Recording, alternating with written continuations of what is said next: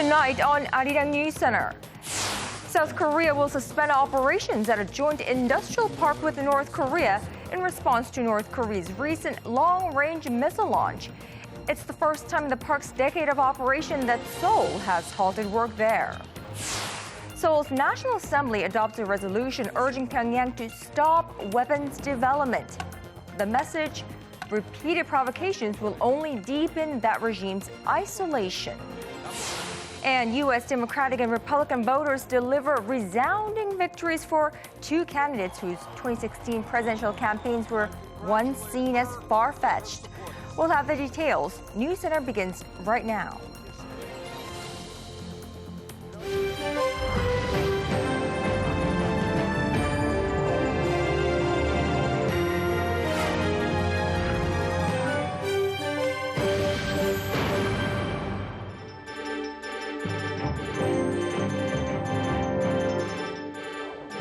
Good evening to our viewers in Korea. Hello to those around the world. This is News Center.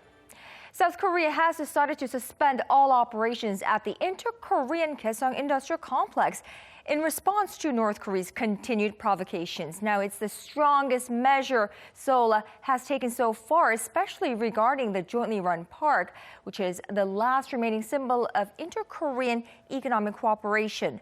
Our national unification correspondent Connie Kim is live at Seoul's Ministry of Unification.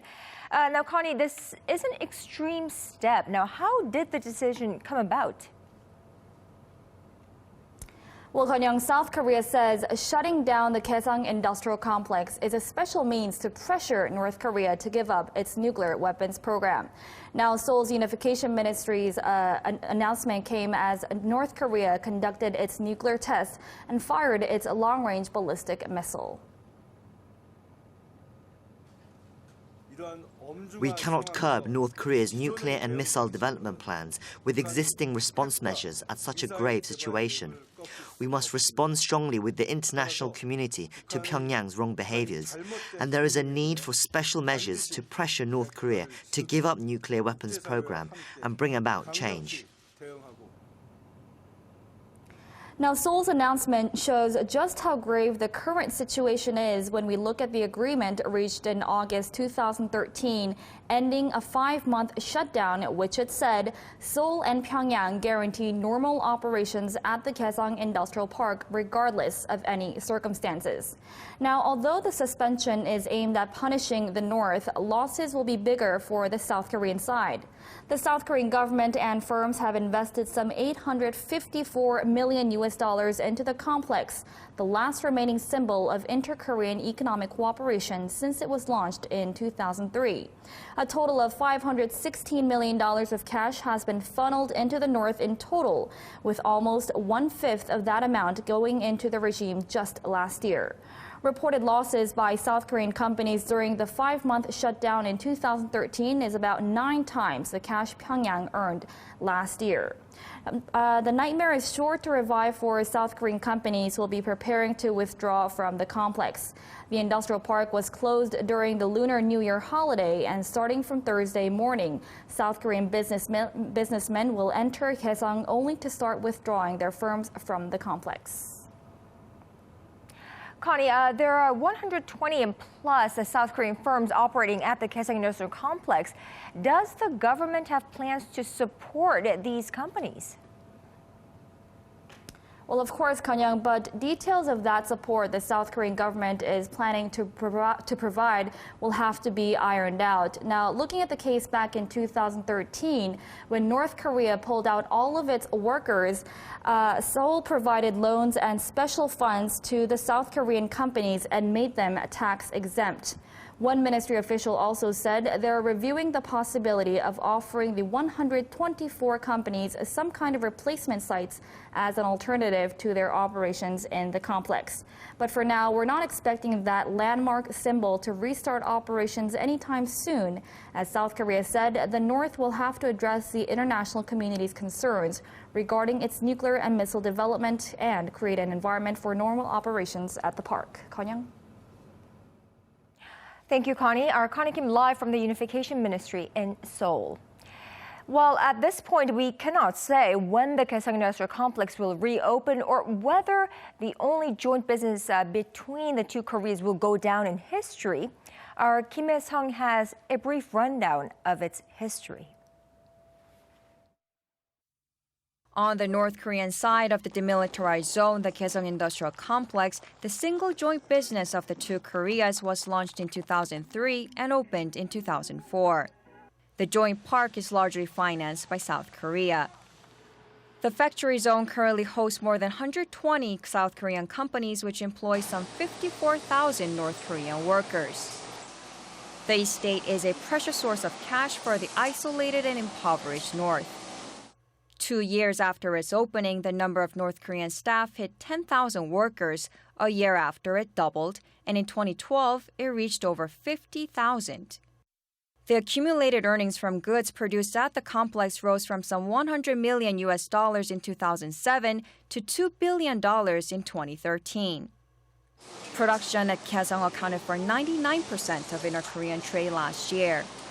The business park, virtually the only form of economic cooperation between the two Koreas, has become increasingly vulnerable to turbulent swings in inter-Korean politics. In 2013, during a period of heightened cross-border tensions, Pyongyang effectively shut down the zone for 5 months by withdrawing its workers. 2.5 years since it reopened, the Kaesong Industrial Complex stands at a point where it could be shut down for good, putting an end to 13 years of operations. Kim Hae-sung, Arirang News. South Korea's decision to shut down the only symbol of inter-Korean cooperation, the Kaesong Industrial Complex, in response to North Korea's recent nuclear tests and its launching of a long-range rocket over the weekend. Now, what does this mean and what can we expect from here on? Dr. Kim Hyun-wook, professor at Korean National Diplomatic Academy, is live on the line with us. Professor Kim, thank you for joining us. Thank you very much. Now, South Korea's decision to suspend the joint industrial park, it's Seoul's strongest retaliation yet for the North's latest provocation. It's also the first time in the park's decade-long operation that South Korea is shutting down the complex. Now, what does this say about the South Korean government's position? How significant is this move? Oh, this is a very shocking sanction measures, I think. The Korean government, I think, perceives this time the nuclear test and missile launches very seriously. It's much serious than before. So I think before, even though there were some sanctions by Korean government, still Kaesong complex would still, stay put. But this time they decided to shut it down. So I think the Korean government thought that there is no more options than just pushing up these strong sanctions against North Korea. Another meaningful implication I can think of is that this time there has been a very serious consideration of the U.S. sanctions, which is so-called secondary boycott. Secondary boycott means that all other entities, business firms, which is having transactions with North Korea, would be also the targets of sanctions. So the target would not only be Chinese business firms, but also Korean business firms. So I think this would somewhat imply that the U.S. would be really serious about targeting Chinese business firms as secondary boycott target next time. So I guess the question is, how critical will the suspension of Kaesong Industrial Park be on Pyongyang? Now, how big of an economic impact will this shutdown have on North Korea, and how quickly will that be felt by the North regime? Well, this time the U.S. and Japanese government came together and decided for a very firmer sanctions against North Korea, including each country's unilateral sanctions along with the multilateral sanctions. So I think along with the South Korean government sanction measures, they would follow the Japanese and the U.S. government sanction measures altogether. So I think when these sanctions all together, I think it would be very serious impact on the economic situations of North Korea. But I think, even though these sanctions would continue, The problem is that, North Korea would still maintain and bolster its economic transactions with China and Russia. I think, by way of doing that, North Korea, I think, would still, have some amount of enough, cashes and fundings to develop its nuclear weapons again. So what you're saying is that just as long as China and Russia stay intact with North Korea in terms of its economic cooperation, North Korea will continue to, I suppose, sustain its life, I guess.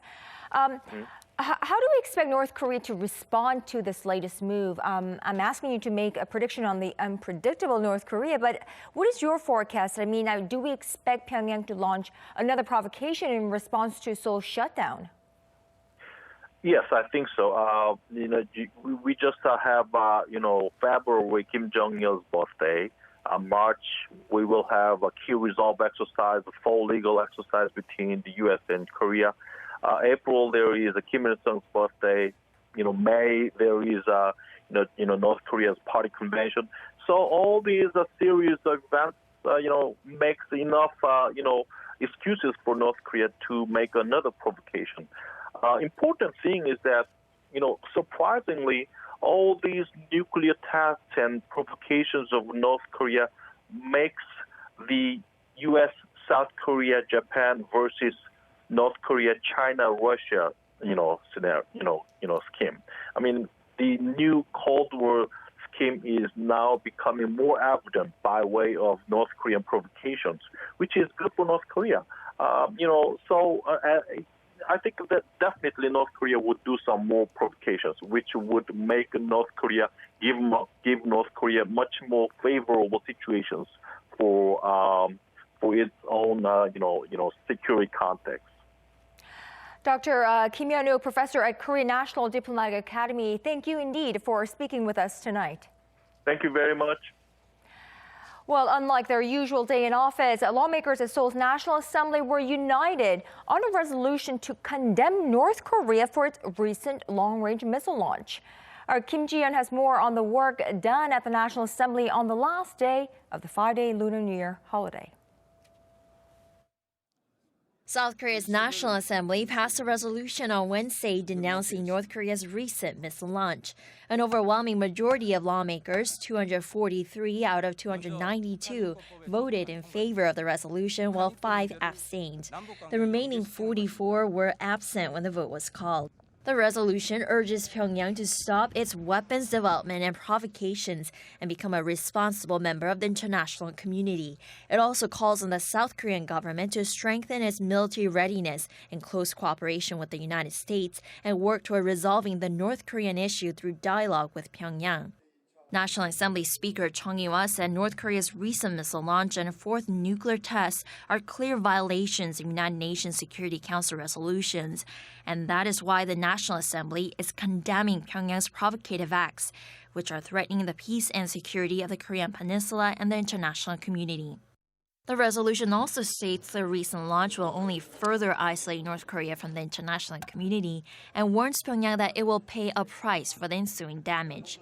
This is the second resolution passed this year, after one unanimously passed earlier this week condemning Pyongyang's fourth nuclear test last month. Aside from that, there are 2 other North Korea-related bills in the Assembly concerning counterterrorism measures and human rights that are awaiting lawmakers' consideration. Kim Ji-yeon, Arirang News. North Korea's recent long-range missile launch seems to have helped South Korea make up its mind over the deployment of a U.S. missile defense system known as THAAD. That's short for Terminal High Altitude Area Defense. Officials from the 2 allies will meet soon to hash out the details. Hwang Ho-jun reports. A South Korea-U.S. joint working group will hold their first meeting this month to discuss deploying a THAAD battery to the Korean peninsula in the coming weeks. Negotiations were fast-tracked following North Korea's missile launch last weekend. Seoul's defense ministry says Jang Kyung-soo, Director General of the ministry's Policy Planning Bureau, and the ROK U.S. Combined Forces Command's Assistant Chief of Staff for Strategy, Plans and Policy, Robert Hedlund, will lead the delegations. The main agenda is the rapid deployment of the ballistic missile defense system. There are 4 candidate locations: Pyeongtaek, Wonju, Gunsan, and Daegu. Pyeongtaek in Gyeonggi-do Province is one of the leading candidates, given that the U.S. military's 2nd Infantry Division will relocate to the region by the end of this year, and the battery could be used to defend the densely populated Seoul and Gyeonggi metropolitan areas. Another issue is the placement cost, which will be determined under the Status of Forces Agreement governing the status of American troops deployed in South Korea. One THAAD battery is expected to cost around $830 million. Once deployment is decided, Seoul will cover site and facility costs, while the U.S. will assume deployment, operation, and maintenance costs. Washington plans to operate 7 THAAD batteries across the world, including 4 on the mainland United States, by 2019. Hwang Ho-jun, Arirang News. The top intelligence officials in the United States has warned that North Korea could have access to weapons-grade plutonium within a matter of weeks. James Clapper says that regime is also very close to fielding a road-mobile intercontinental ballistic missile. Our foreign affairs correspondent Kwon So-ah reports. North Korea's weapons technology is advancing at a seemingly significant rate. Speaking to lawmakers Tuesday, U.S. Director of National Intelligence James Clapper said North Korea's 5-megawatt reactor at its main Yongbyon nuclear complex has been in operation long enough that the regime could start recovering plutonium from the reactor's spent fuel within a matter of weeks to months. Experts believe when the reactor is fully operational, it could produce enough weapons-grade plutonium to make 1 bomb a year. While North Korea had previously pledged to shut the facility down, it vowed in 2013 to restart it. Clapper also said Pyongyang has taken initial steps toward fielding a road-mobile intercontinental ballistic missile capable of reaching Alaska, as it's thought to have a minimum range of 5,500 kilometers, although he added the system has not yet been flight tested. Defense Intelligence Agency Chief Vincent Stewart underscored the threat posed by Pyongyang's evolving nuke and missile programs. The DPRK display of a new or modified road-mobile ICBM during their recent parade and its 2015 test of a new submarine-launched ballistic missile capability further highlight Pyongyang's commitment to diversifying its missile force and nuclear delivery options. Nevertheless, many experts agree the regime has a long way to go before it has a fully operational ICBM. U.S. weapons expert John Schilling, through an editorial published on North Korea monitoring website 38 North, said Pyongyang doesn't have an engine powerful enough to lift an ICBM, and it has yet to demonstrate the ability to build a re-entry vehicle that could survive at even half the speed an ICBM would require.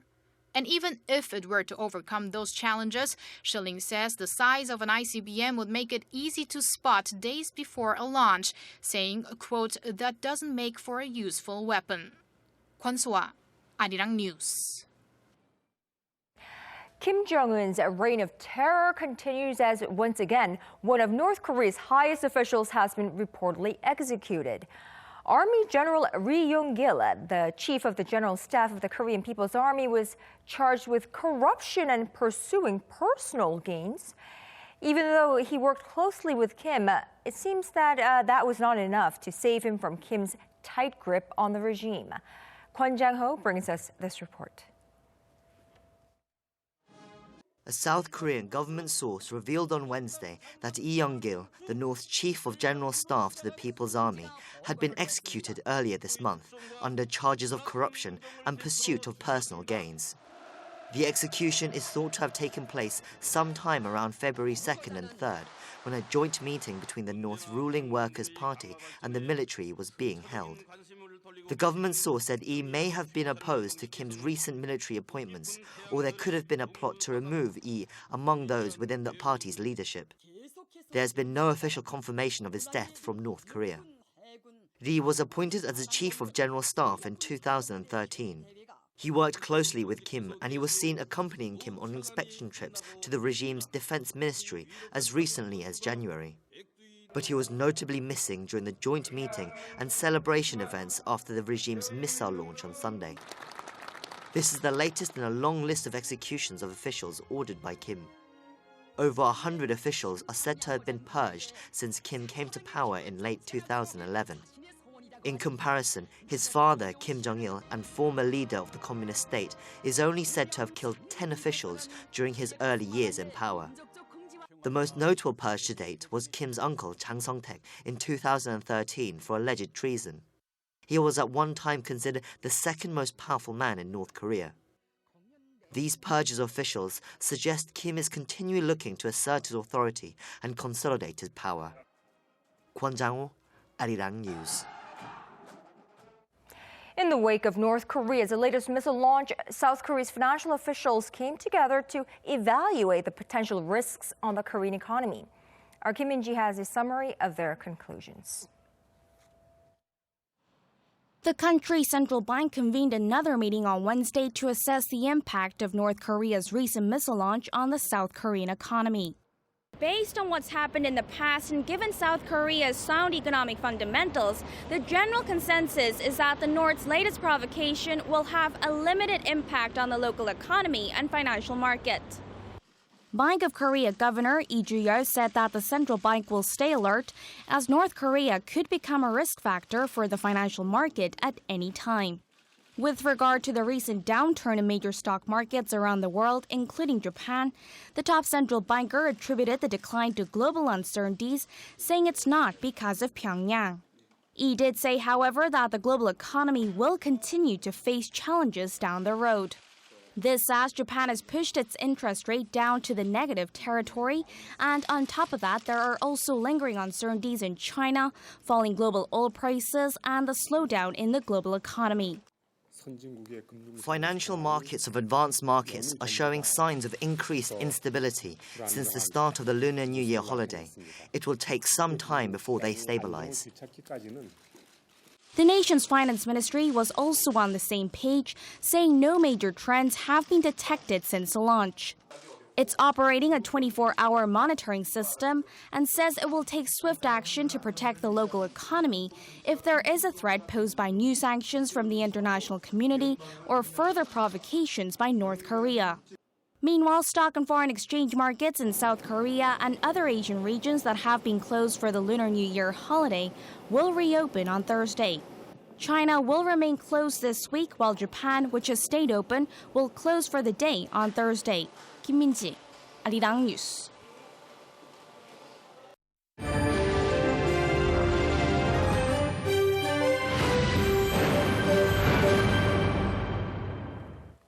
If you're watching us in Korea, you'll probably be aware that we're now in the final day of the 5-day Lunar New Year holiday. Now, throughout the break, we've been bringing you stories on all things holiday related. In our final report, we're going to introduce you to a training program designed to help us find inner peace in our stressful lives. Here's our Lee Ji-won. This is the Dosan Sewon Sunbi Culture Training Center. About 74,000 people came here for training last year, and the number is growing by the year. Elementary school teachers are visiting the center for this session. But what do they want to get out of their training? I hope to learn about the 5 important ethics of Confucianism that characterize human nature, like kindness, generosity, and righteousness. I want to learn more about what Sunbis used to study. During Korea's Joseon dynasty, founded in 1392, Confucianism was adhered to and widely studied by Sunbis. Sunbi refers to classical scholars who studied throughout their lives. Their studies included academic literature, martial arts, music, drawing, and more, all of which were part of their character building. Sunbis were highly respected not only for their knowledge and virtue, but because they fought for social justice, condemning corruption and taking rightful paths. At this center, people can brush up on important values they may have forgotten in their busy lives. People learn about the mind and spirit of Sunbi, which is to lower oneself and respect all human beings, but at the same time fight for what is right. They also learned why it's important in our society today. We help them practice that in their daily lives. The center is extra special as it's near the head house of one of Korea's most prominent Sunbis, Taege Ihwang. Traces of Taege's life can be found everywhere.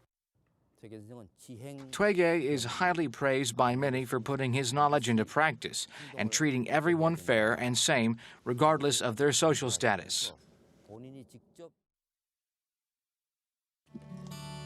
As part of the program, people learn about Taege Ihwang and visit the places he meditated, indirectly experiencing the life he had. They also visit Taege's house. They can seek advice on practicing the values of Sunbi from the eldest grandson of Taege's head family. They put on traditional costumes and pay respect to Taege. I felt very nervous and sacred when vowing to Taege. I feel honored to have this opportunity. Putting on the traditional costume and experiencing these cultures made me feel as if I were really communicating with Taege. By sharing the Sunbi culture and teachings of Taege, the center hopes to remind people of the forgotten virtues and righteousness. 이지원, Arirang News. A typical Lunar New Year's Day for many in Korea means big family gatherings, lots of food, and time-honored customs. But there are those who don't have the luxury of taking part in these traditions, while for others, it's a time of stress and worry. New ways of celebrating the holiday. Our news feature tonight with Son Jung-in.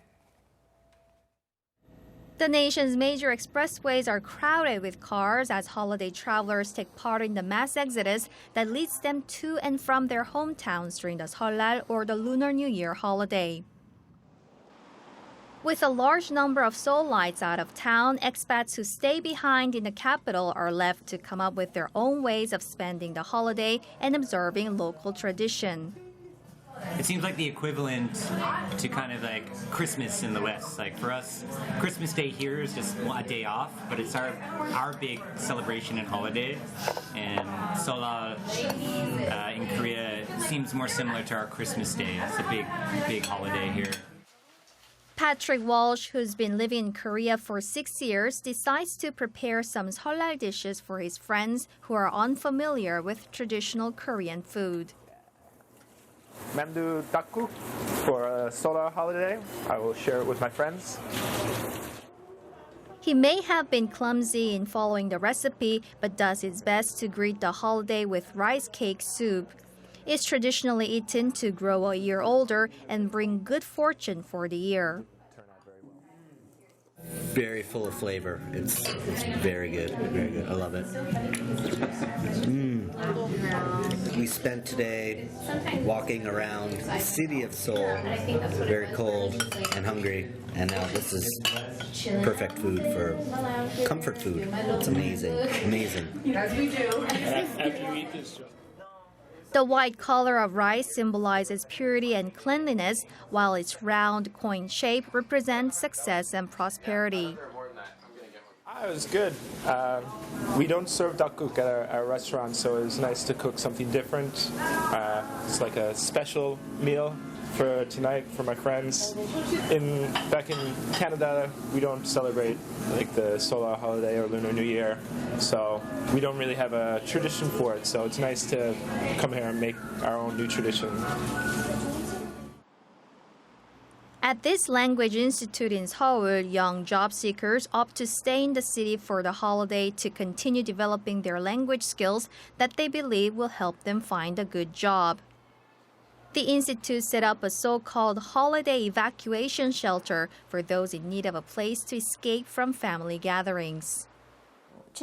When Korean families and relatives get together, they tend to ask many questions to catch up, but which are sometimes personal. We prepared this special space for the students who want to avoid the uncomfortable time talking about their job situation or marriage. A recent survey conducted by online job recruitment sites showed that during the Seollal holiday, college students really disliked facing questions from family about their future career plan.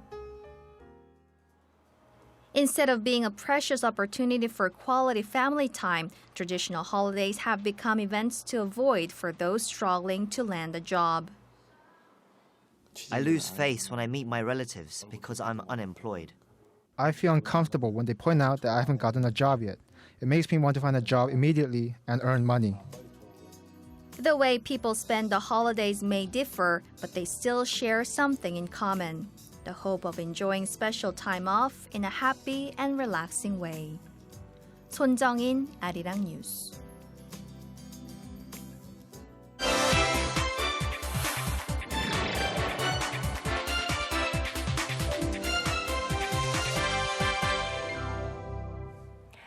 The two U.S. presidential candidates, known largely for their anti-establishment platforms, won major victories in the state of New Hampshire. Bruce Harrison joins me with details of Tuesday's primary election. Bruce, Donald Trump, Bernie Sanders, they easily defeated their competitors. Now, break down the win for us. Sure, Kun-young. Both Trump and Sanders won by about 20 points each, with most of the votes counted. So these races weren't even close. And at least for Sanders, record voter turnout in the state played a huge role. So what do their wins say about the American people? Well, Trump and Sanders really handed it to their competition. So to an extent, it says there's a significant number of American voters who are disillusioned with traditional politicians and traditional politics in Washington. Trump's win is significant because he's coming off a loss in Iowa to conservative Texas Senator Ted Cruz. New Hampshire shows Trump's longtime dominance in the polls is not a fluke. He and his supporters had plenty to say after the win. I said, I think I'm going to do really well there because I'm here a lot, and it's so beautiful, and I love it so much, and I love the people, and I said, I actually think they like me a lot. I love what his policies are for veterans, for jobs. There's nothing that he doesn't touch, and he's going to make America great again. Bernie Sanders also celebrated with his base, but unlike Trump, Sanders had long been an underdog in national polls. We will need to come together in a few months and unite this party and this station, because the right-wing Republicans we oppose must not be allowed to gain the presidency. Well, we need a revolution, like he said, and we're starting it tonight.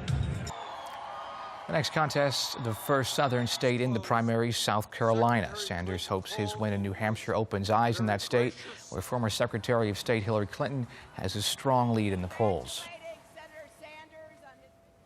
A court in Taiwan has detained 3 developers of a building that collapsed in a fatal earthquake on Saturday.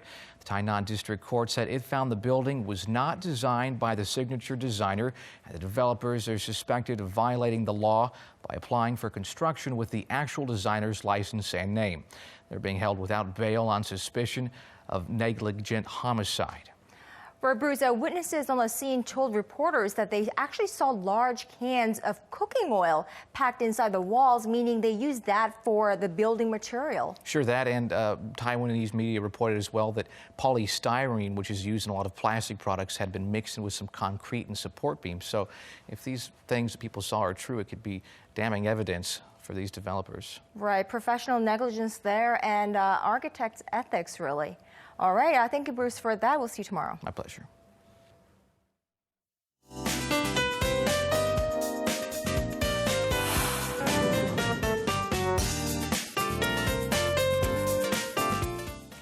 It's the final day of the Lunar New Year holiday, and I'm sure roads were jam-packed once again with vehicles rushing back home. Let's go over to our Ji-han. Ji-han, how is it looking like now? Actually, traffic eased as of 8 p.m. with vehicles currently running smoothly on most expressways. And according to the Ministry of Land, Infrastructure and Transport, about 37 million people traveled across the country by all means of transportation throughout the 5-day holiday.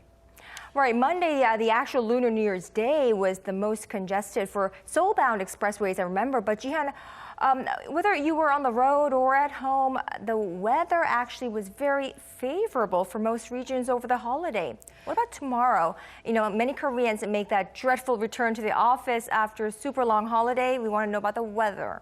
Well, cloudy skies and rain are in the forecast for tomorrow. A trough from the southwest will bring rain clouds, dropping showers to Jeju Island first from tomorrow evening, and Seoul will also see showers until Saturday. And 10 to 16 millimeters of precipitation are in store for the southern coastal regions and Jeju Island, while most parts will see somewhere between 5 to 40 millimeters of showers.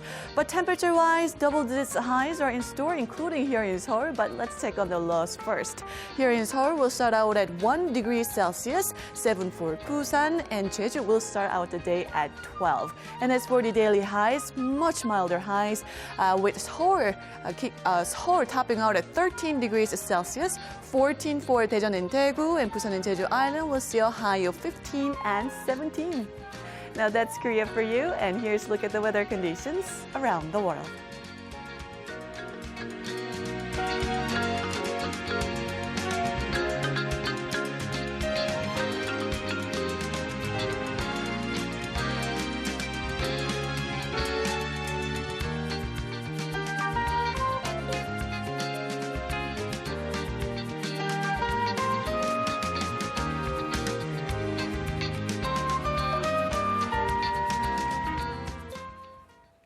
That is our broadcast on this Wednesday night. Hope you had a wonderful long Lunar New Year holiday with friends and family and all set to head back to work for a very short work week. I'm Moon Gan-young. We hope to see you right back here same time tomorrow on NEWSCENTER.